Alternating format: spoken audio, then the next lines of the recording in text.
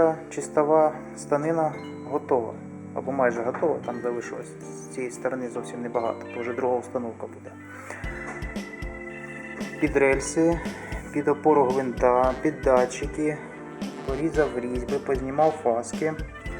От тут після фрезерування залишилося трошки, оце брусочком дрібним пройду і все буде нормально.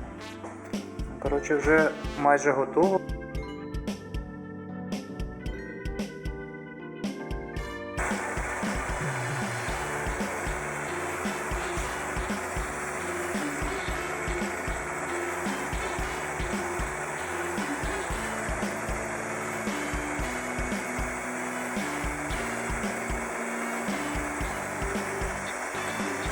Фрезерував тут, просверлив отвір, все нормально, можна знімати.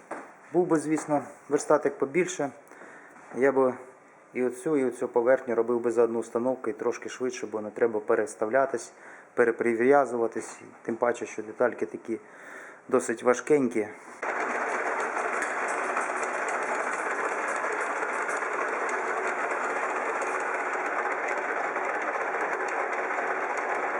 Розточуємо з 13 до 18 мм з половиною за раз.